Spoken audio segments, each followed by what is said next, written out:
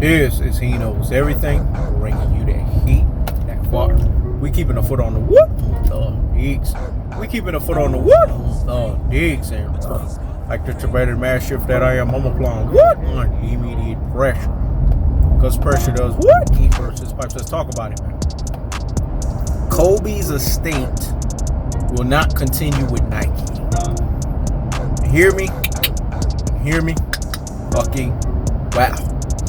We know that Kobe Bryant was going to basically get the Mamba shoes. We know that Kobe Bryant was going to ingratiate his own shoe line company. We know that Kobe Bryant was going to take his business acumen, his business stature, his business situation, his business elevation, his business, what we would say entrepreneurship into what we would call another caveat, another notch on his belt. But this notch on the belt, this caveat would have been something of epic proportions and epic magnitude. Something that we've never seen happen before in a Black Mamba iteration. We know that the people that were lined up in Kobe Bryant's Mamba shoes were folks like Usain Bolt. Folks like the NASCAR driving woman. I forgot her name. It's not coming to my head right now. I think it's Danica Patrick. If I'm not saying it right, you could correct me in the comment section if I'm not. But folks like this, of this epic proportion, epic magnitude, and epic variation, it was going to be basically heavy hitters. Nike didn't like the idea of them having a competitor, but also the fact that their competitor was a black individual. A black individual who was going to basically take Nike by storm, who was going to basically be the competitor to Nike, in so much so that he was going to create a player ownership situation that's going on. This was what Kobe Bryant was on. Kobe Bryant, and I can see why the man above revealed to me that there's a simile drawn between He Knows Everything and Kobe Bryant. And the fact that we both are similar in a lot of ways. No one is exactly 100 or 1,000% the same. But there's a lot of similes that can be drawn. When you look at Kobe Bryant and you look at He Knows Everything, we have an insatiable desire to want to be the best at what we are. In so much so that we drive people crazy. I know a true alpha extraordinaire governed by true alpha economics. You know who you are, motherfucker. He Knows Everything drove him to madness. It's like Kobe Bryant drove Michael Jordan to madness. When you operate on that damn level, you drive people to madness. Kobe's always thinking about how to elevate himself. He Knows Everything is always thinking about how to elevate himself. Kobe Bryant is always trying to push himself in greatness personification. He Knows Everything is always trying to push himself in greatness personification. And we always say greatness personification can only be hindered. The motherfucker can't be stopped. He Knows Everything is always trying to be the best. Basically make you submit. This is why He Knows Everything has the combination of Michael Jordan and Kobe Bryant infected and infused in his DNA bones. It's because of the fact that when we sit here and look at the delineation, the distinction, the gulf, and the separation that's associated with He Knows Everything, you see that Michael Jordan, Kobe Bryant dichotomy. It's a meshing of two worlds. The reason why He Knows Everything fucks with a Michael Jordan and a Kobe Bryant is because just like He Knows Everything, these two guys are insatiable competitors.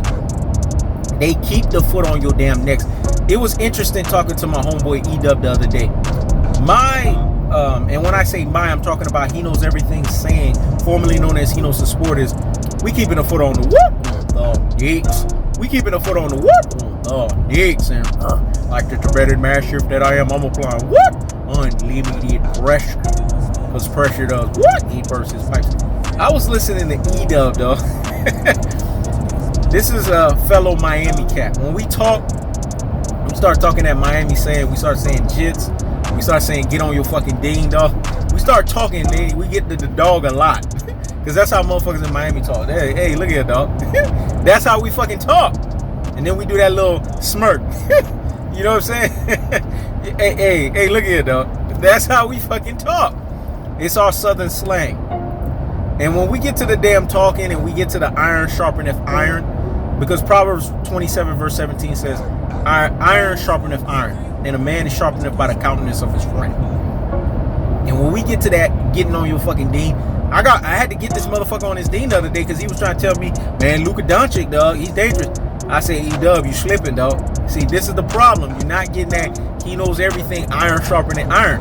How you gonna sit here and say a guy that lacks two-way style of playing is on a KB 2-4 level? This is why he knows everything is the ultimate and final authority of basketball. Because I'm always keeping motherfuckers on their ding. You gotta stay on your ding, dog. It's like the great mentor Eric Thomas said.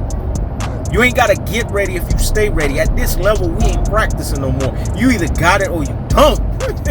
So you gotta stay on your fucking ding, dog. And a lot of cats, they like to get off their ding because they can get caught up in what's called the rabbit hole of the matrix of the basically participation award era. If you're not careful and keeping yourself on basically what we'll say a narrow and straight path, you will fall into the broad and the wide path, which leads to destruction. Because the straight and narrow path is the path that you want to be on if you want to have success. If you want to graduate yourself, you want to elevate yourself, you want to get to the next level, this is the path of success that you need to be on. So when it's all said and done, in this most cold-hearted, unadulterated, and cutthroat two-teller fashion, we have to ask ourselves underlying questions and underlying truths. And what the fuck is that? Kobe Bryant, the reason why there's a simile drawn between him and he knows everything, you've been following this platform, you know he knows everything is second to nobody. He makes everybody submit. That's Kobe Bryant's mentality. Kobe Bryant is never satisfied at the level that he's at. He's always trying to get to the next level. And since Kobe Bryant is older than me, I have to call him my elder. He has a 3-year age differential over me. I'm 39 right now. God rest his soul, Kobe would have been 42. Because Kobe's born on August 23, 1978. I'm born on December 24, 1981. So he has me by 3 years and, 3 years and 4 months in 1 day. So this guy right here is clearly my mentor. Clearly somebody I look up to. Clearly another Godzilla level true alpha extraordinaire governed by true alpha economics, because the simile that's drawn between the both of us is we're trying to crush you and obliterate you. We're trying to dismantle you. And see, one thing that I noticed with Keep the Foot on the Necks and Kobe Bryant, we will work harder than everybody else. We're the hardest workers in everything that we do. It's like when I go into the gym, I'm the hardest worker in the gym. I always tell cats when I step into the gym, dog, your workout is my warm-up. And it's the truth. Shit, I got the motherfucker that always check me in every time I come into the gym. Dog, hey man, you about to have another legendary workout. I know that. I see the level of work that you put in. I see what you do. And I'm gonna be honest with you, man. Cats can't do what you do. Kobe is the only person I know on the planet, well, I can't say that no more because he passed away, that had that level of maniacal mentality. Guys gotta understand that Mamba shoes was going to be something that was going to elevate and take itself to the next level. It was going to be something that was going to be catastrophic. It was going to be something that was going to hit stratosphere level, intergalactic levels. And Kobe's gone too soon. It's interesting, the Simpsons show, they're very good at predicting stuff. They are Nostradamus level. It's to the point to where it's cryptic. It's a cryptic version of Nostradamus, because every time they predict something, it comes to pass. There's a show that they did, I believe it was in September of 93. An episode that they did, I won't say 93 because Kobe wasn't around. Yeah, I think it was September of 2003. They did an episode to where they showed Kobe Bryant dying in a helicopter that crashed into a building. In so much so that you see that Kobe Bryant died via helicopter crash. This is making me think. It's making my he knows everything conspiracy spider sense go off. Because how did the Simpsons know this? This is something that you're tapping into the future and you're seeing events. This is not just seer mode where you get a feeling. Like seer mode, like he knows everything. Seer mode is just spidey sense. You get the feeling this is what's going to happen. It's been revealed to you. You see it in the spiritual realm and bagada, it happens. This is something interesting because the details was so descriptive and the details was so basically how I would say concrete.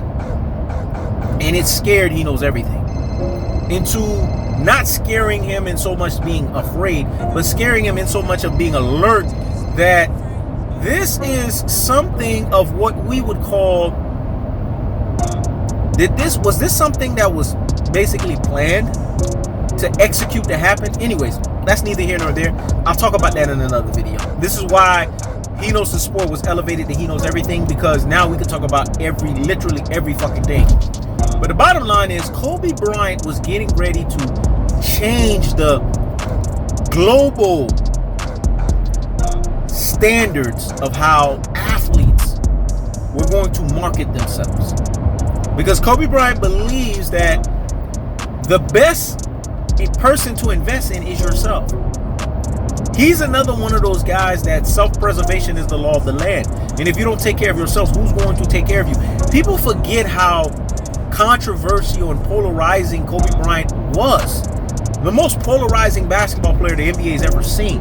This guy fashioned his mouth to say that these NBA owners are always loading up their fucking pockets. What's wrong with us loading up our pockets? What's wrong with us investing in ourselves? This was during the lockout. See, LeBron is all about basically what we would call fake woke individual. Kobe Bryant did the action. And this was one of those monumental things where since Kobe Bryant did it, you had guys like Mark Cuban say they should luxury tax Kobe Bryant because of the fact that Kobe was speaking against a system. He was speaking against Big Brother. So they were trying to punish him for that. And we know what Kobe Bryant did. He ramelanged the Dallas Mavericks like, I mean, how many times? It's endless how many times Kobe Bryant has ramelanged the fucking Mavericks. He has a NBA Guinness Book of World Records on them. 62 points in 29 minutes and 36 seconds. I will never forget that. That always stays in the back of my head. It's etched in my brain. It's etched in stone. Because He Knows Everything knows that Kobe Bryant is the most highest degree of difficulty score the NBA has ever seen, but he's also the fastest scorer the NBA's ever fucking seen, man. This is why it's a travesty when people try to compare LaFraud James. This La Rudy Poo and La Plum Plum Brain. The classic though, the La Troglodyte.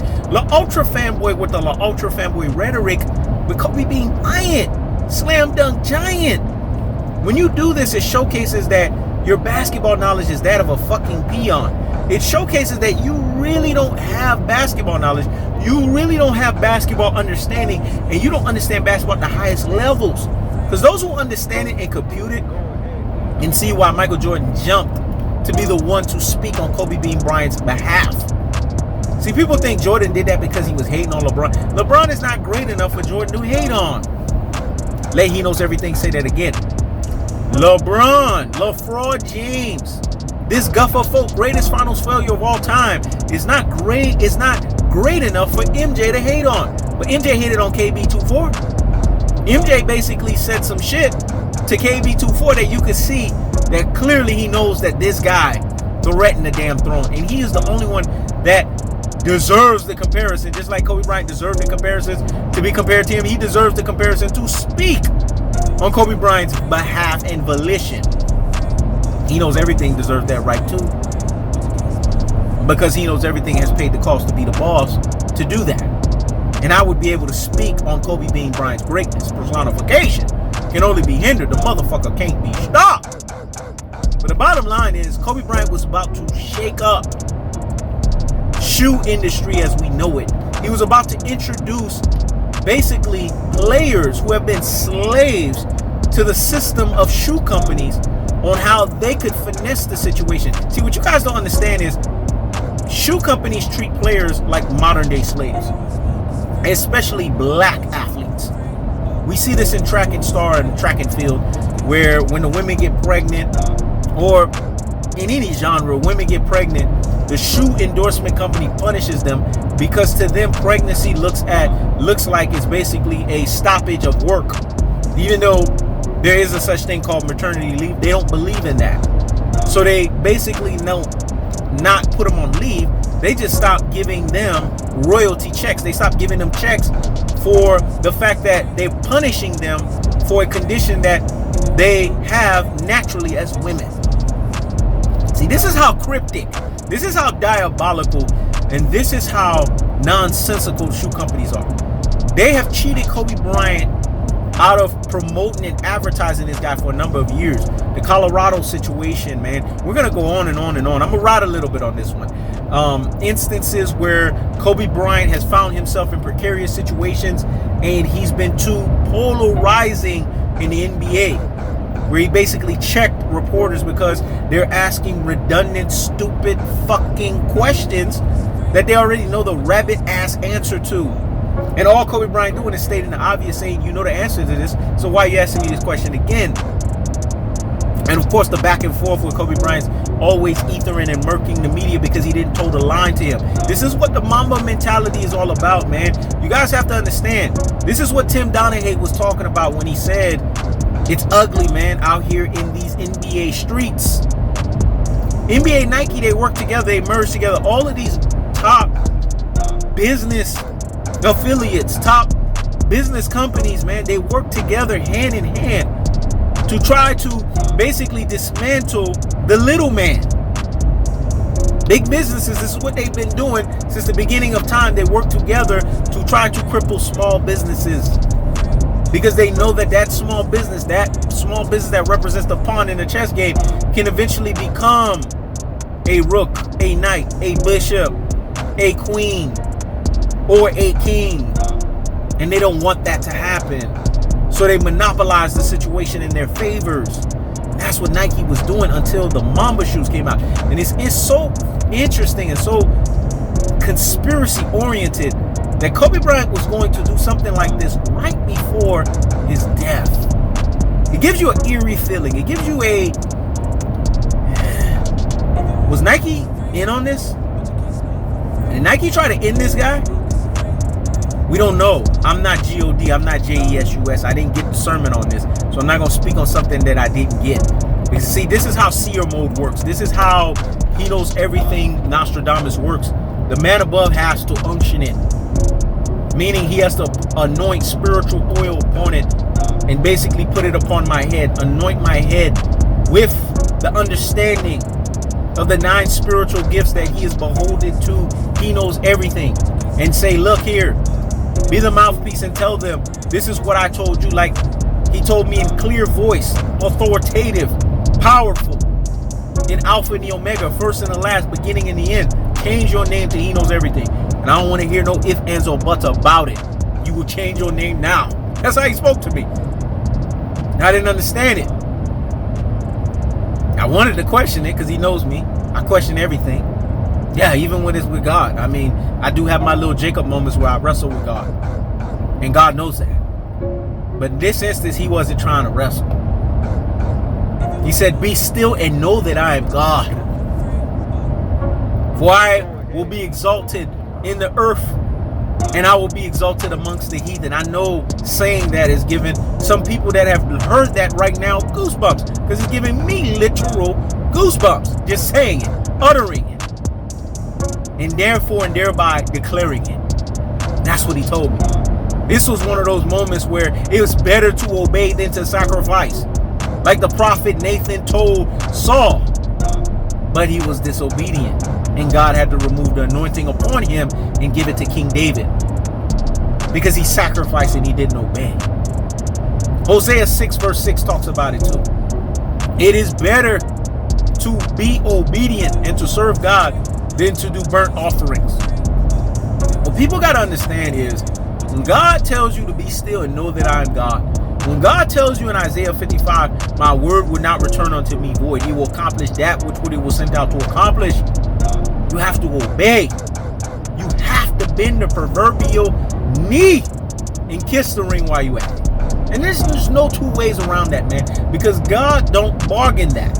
He's the Alpha and the Omega. He's the first and the last. He's the beginning and the end. He's the I am that I am. I am that sent thee.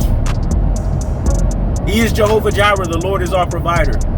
He is the Almighty God. He is the everlasting Father. He is the Prince of Peace. He is the wonderful Counselor. I mean, the list goes on and on with his name. He is Yahweh. He is Yeshua. He is Emmanuel. God is with us. He is the Word. John 1 verse 1 says, in the beginning was the Word, and the Word was with God, and the Word was God, and the Word became flesh and dwelt among us, and we beheld his glory. That's what it says in the good book. And it also says in the good book that Jesus is the truth, the way, and the life. No one can come through the Father but through him. For if you have seen me, you have both seen and heard the Father. You can't. If Jesus was different from the Father, then he wouldn't have the authority to say that. If these was two distinct personage, he would not have the ability to say that. He looked at them straight up because the apostles, they were disciples at the time, had the same inklings that we have. And see, this is the problem with Rudy Poo and Plum Brain, classic Dolce Troglodytes, ultra fanboys with the ultra fanboy rhetoric, westernized Christians. They don't get it.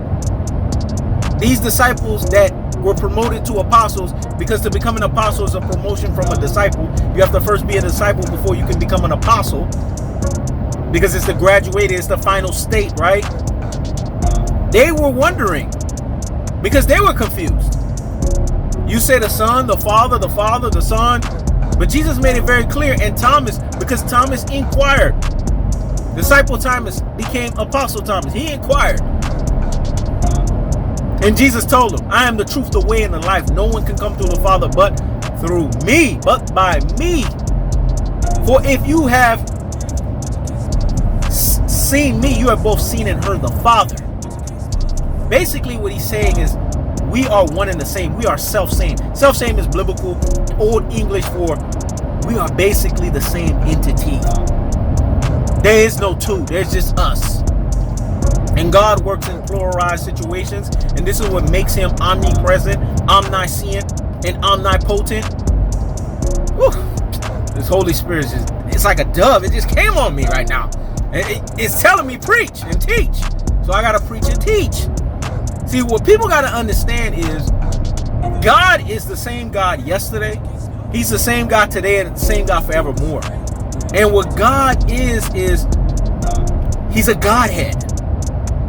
He's a literal being that encompasses a comprehensiveness. It's not that he's a distinct person. It's just he's comprehensive. And his ways are mysterious. But he also said in Isaiah, just as the heavens are higher than the earth, so are my ways higher than your ways. So are my thoughts higher than your thoughts. Meaning it's not meant for you to understand all of this. But to whom he reveals that it should be meant to. God decided to reveal it to he knows everything because he knows everything is the mouthpiece. But why did I say all of that? Because Kobe Bean Bryant was going to be a mouthpiece for this generation when it comes to NBA players. He was going to be that guy that was going to take things to levels that Michael Jordan could not take it. And they had to get rid of him, man. See, this is why Lewis Sports Network, he didn't even understand the profoundness in what he said. But it's been revealed to me in the spiritual realm, and I'm going to tell Lewis Sports Network what he said that was so profound when he said that Kobe Bean Bryant was the Tupac of this generation. That was God that spoke through that brother. Because just like Tupac, and his mind was too, basically what we would say, too overly intelligent, too, what we would say, overly beyond the realm of the earth in that time in the 90s, and he had to go. It's the same thing with Kobe Bean Bryant. He had to go. Because Kobe was trying to do things. Kobe was doing things that was beyond the natural way of order and the natural things. He was doing things that was going to transform a lot of people's lives. And he was doing this off of the strength of him being basically a guy that is not understood, a guy that is confused, a guy that people just don't get. Because Kobe Bryant, this is what polarization is all about. This is what being an enigma is all about. This is what being a mystery is all about. It's like he knows everything. He knows everything is polarized to the highest levels, the highest degree, the highest order. You won't find a day on YouTube that he knows everything is not talked about by pure fucking beta supreme males. Pure beta cuck males. They always got some sly shit to the mouth to say. But this is what happens when it's the terminology of it's lonely at the top, man. This is what happens when you are the ultimate alpha male. You're going to have haters all across the aisle. You're going to have haters all across the board. And with that level of hate comes martyrism. Meaning you're going to be a martyr. And Kobe Bryant became a martyr because Kobe Bryant dared to not be shackled by conventional wisdom.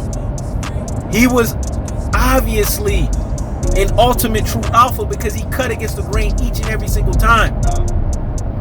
Him and Average didn't understand each other. They didn't want to understand each other, and they didn't want to comprehend one another. It's the same way he knows everything, man.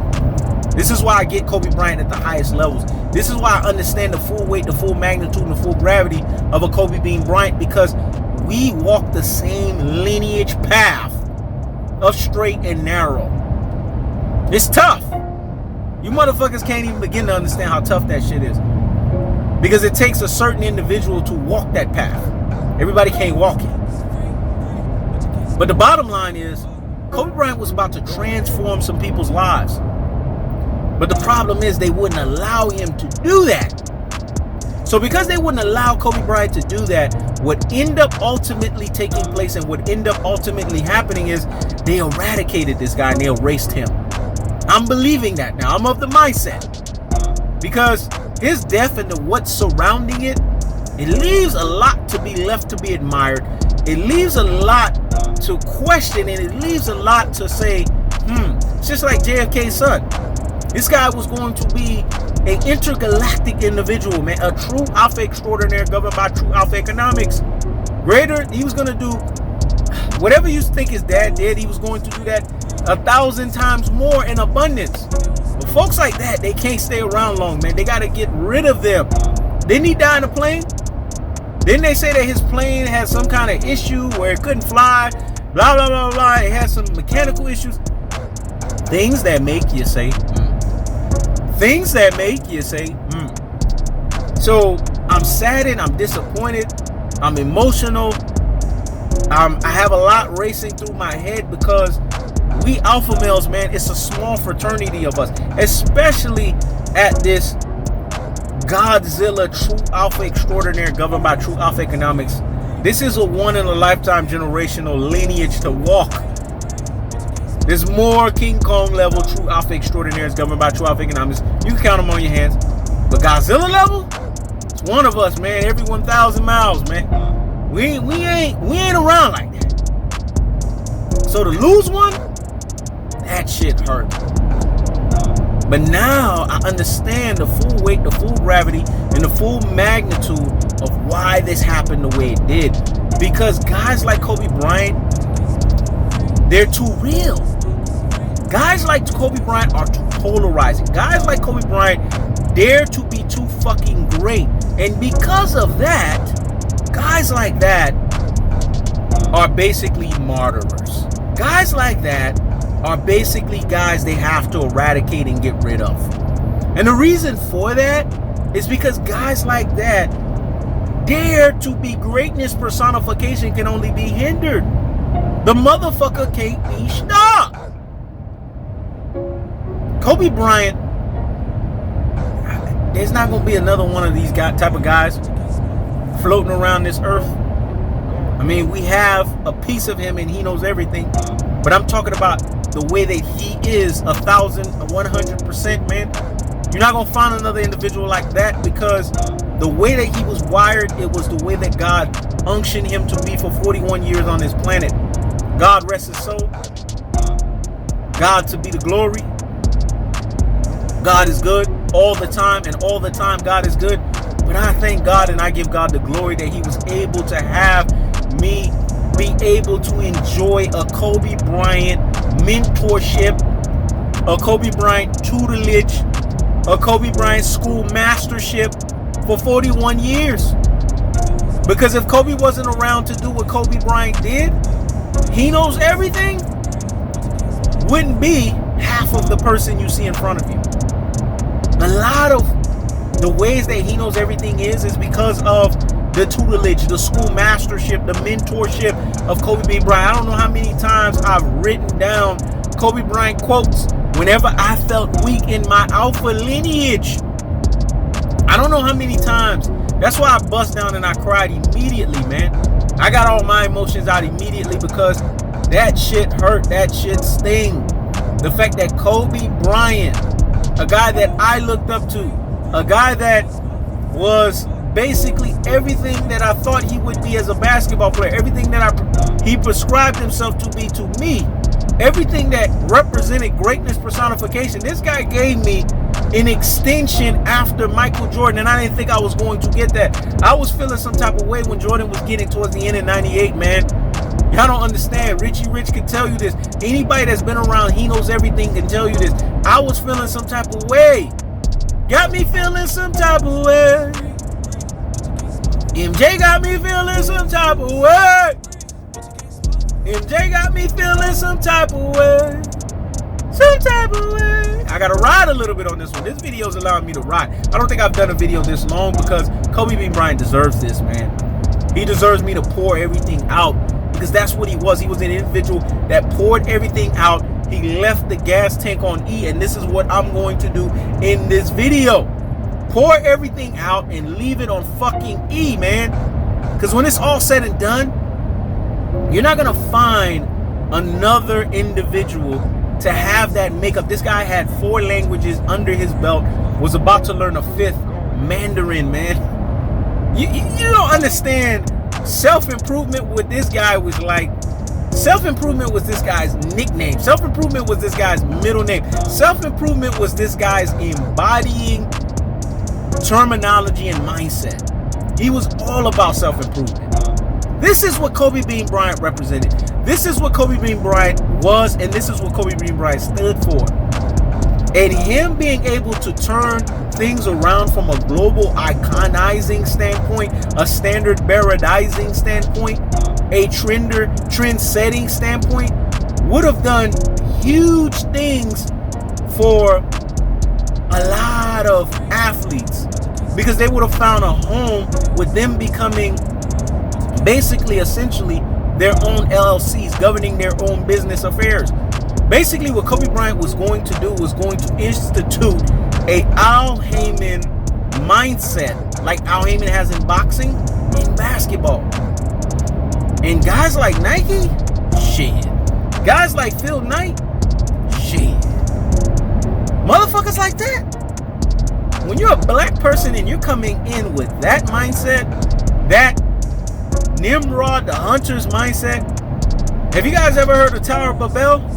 When these people try to build a tower all the way up to the skies, when you have that kind of intergalactic mindset, it has to be torn down. And that's what they did to Kobe Bryant. They tore him down, man. The brother was gone too soon.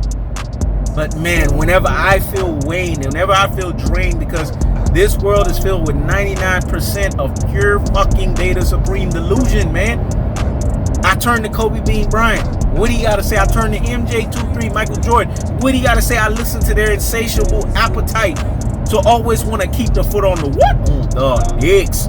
And keep the foot on the what? On the dicks. And like the Tibetan Master said that they are. They're applying what? Unlimited pressure. Because pressure does what? It bursts pipes. I tune to those guys, man.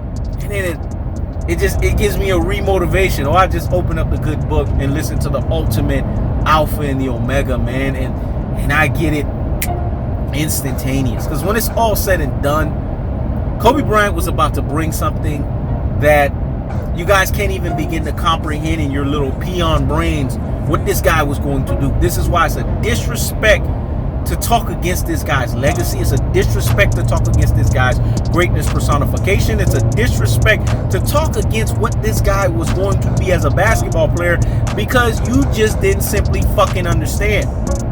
That's the cold-hearted. That's the underdog. That's the cut through fashion. I keep the foot on. Oh, eggs. In this instance, Kobe Bryant was about to keep the foot on Nike's neck, and I believe they did something to ensure that that wasn't going to happen. This is He Knows Everything. Check it out.